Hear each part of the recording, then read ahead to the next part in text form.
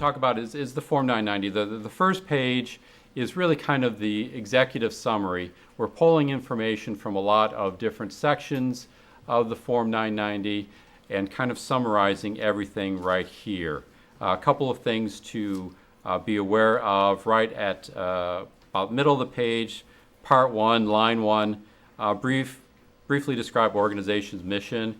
And this is an opportunity to get the first touch with your potential donor. You want to have something, just a very short and brief little blurb. Doesn't have to be the whole mission statement. You can see on this form, with the tax software we use, they don't give us a whole lot of room. So if you have a longer mission statement that spills over, it's going to spill over to Schedule O. That's way in the back of the form. So you want to try to get in at least this first time and get something very quick and short so that you get the whole description in.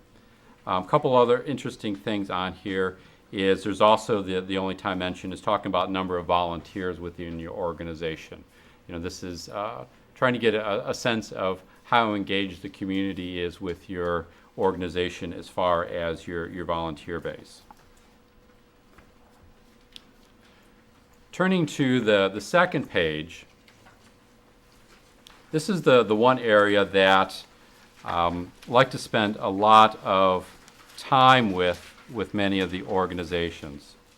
What I like to make sure the organizations are doing is this page really is an opportunity to talk about your organization. What do they do? And really try to sell yourself to your potential donors.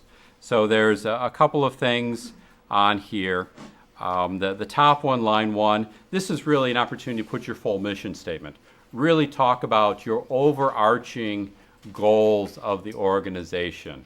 Again, this should be consistent with your marketing materials, should be consistent with what's going on with your website. So you want to be sending a consistent message to your potential donors. Again, looking at this page really through the lens of making a touch with your potential donors. So what I try to do is look at the Form 990 as one of those potential touches to your organization. So again, try to get the information off of your other sources. You don't have to reinvent everything every time, but trying to make that messaging very clear and consistent. The second part is lines 4A, B, and C. Now, my particular charity, we've got two missions, or two primary things that we do. One of them was written by the accountant, and one of those missions was written by the marketing director.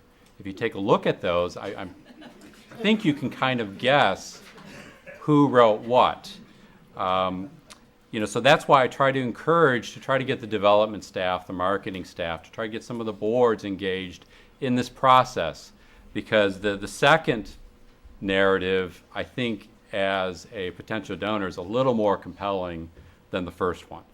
If you've got your checkbooks with you today, which story are you more likely to whip that checkbook out and write a donation to the Cleveland Rocks Foundation, the first one or the second one? The other thing I want to talk about is what's embedded in that second one. One of the things that the watchdog organizations, Charity Navigator in particular, has always looked at public charities through the lens of financial data. They've always done a lot of analysis looking at the numbers. One of the things that I'll talk about in a minute is they're trying to move away from that and trying to get more into the narratives of those discussions. So what you want to do is talk about what you've accomplished, this year. What have you done for me lately? What types of awards did you do? How many individuals did you service or reach out to as part of your mission this year? What kind of accomplishments, what kind of growth were those? So if you look at the narrative, we're talking about, having kids have a greater appreciation of music by teaching them how to play music. Not only are we using the the numbers of how many kids we had lessons to, gave lessons to, how many recitals we gave. But we also talk a little bit about why those activities are important by pointing out how the learning music has been shown through studies to increase, brain activity in certain age groups. So that's the type of information you want to try to pull from, your marketing information. If your organization does an annual report or a report to the community, those are great sources of information. So we're talking about getting other people involved. Next, we're going to go to kind of the tedious section of the 990. Parts 4, 5, and 6, looking at the Form 990, page 3. Question 3, the organization engaged in direct or indirect political campaign activities on behalf of or in opposition to candidates for public office. As I mentioned earlier, thanks to President Johnson, you are explicitly prohibited from doing anything for or against a political candidate. If you do, there are penalties that can be incurred not only on the organization, but by the individuals who authorize the disbursement. If you're not able to get the money back from the political candidate, IRS's ultimate big stick is that you can lose your exempt status. So question 3 is talking about what you cannot do. Question 4 on the 990, again, it applies to C3 specifically. Did the organization engage in lobbying activities or have a 501H election in effect during the tax year? So you are able to do, as a public charity, lobbying. So what that means is you can take a position for or against a particular issue. You can do that. There are some very restrictive limitations on how much you can spend, but there's not a prohibition against doing any spending like there is with the political campaigns. So important to know that distinction. Part 9, Statement of Functional Expenses. This historically has been where the watchdog organizations, the charity navigators of the world, have really focused on. And basically what they take a look at is you can see your expenses are in 4 columns. The first is your total expense. Second one is your program services. What expenditures are you doing that's directly related to your mission? Column C, management in general. What is the administrative costs to manage that program? And then D, fundraising. If your organization receives money from contributions, these are the expenses incurred for fundraising. What the charity navigators of the world have looked at is, the overhead portion of it. And overhead typically is defined as the total on a percentage basis of columns C and D. So the higher that overhead percentage is, the less that you are going towards your mission. One of the challenges with that kind of analysis is that every organization is different. So it's very difficult to really do an apples to apples comparison. If you've got an organization that relies on quite a bit of fundraising from the general public, obviously that fundraising column is going to be much bigger than if you've got an organization that is largely dependent on Medicaid for funding of their services, where they may have very little fundraising.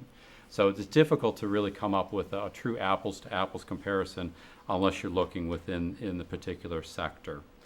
So kind of a rule of thumb is, maybe 15 to 20% seems to be reasonable.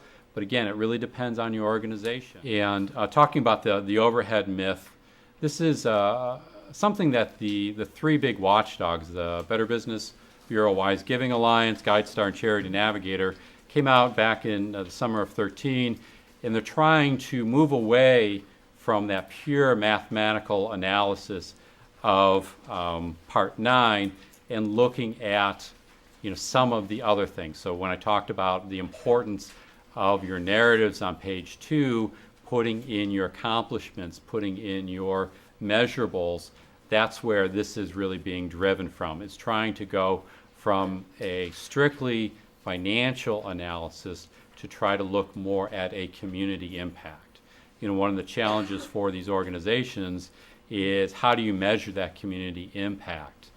Part 10, just want to talk about real quickly, looking at the balance sheet. Where are the assets? Top of the page is your current assets, your cash, your savings. How liquid are they?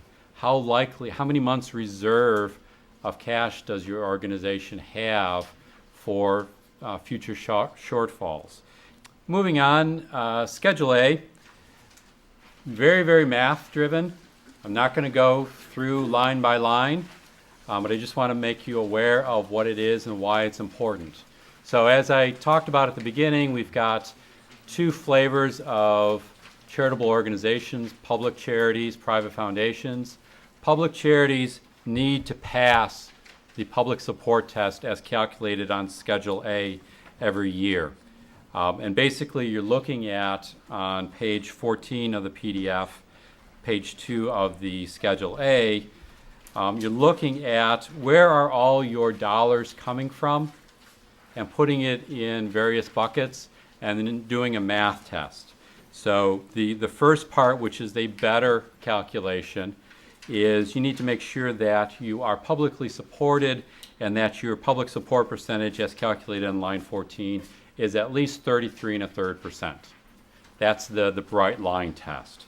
If you go under that, there are the facts and circumstances test, but the 33.33% is your bright line test. Schedule D, this is talking about your endowment funds. Do you have funds that have some strings attached, whether permanently restricted, temporarily restricted, board designated? Those are being tracked here. So this is kind of the IRS's check of, are some of those funds, what are you doing with those funds and how do you have a plan for it? The line 4 of that section describe in part 13 the intended uses of the organization's endowment funds. So this would be an opportunity where you would have an explanation of how you're going to use that big rainy day fund in the future.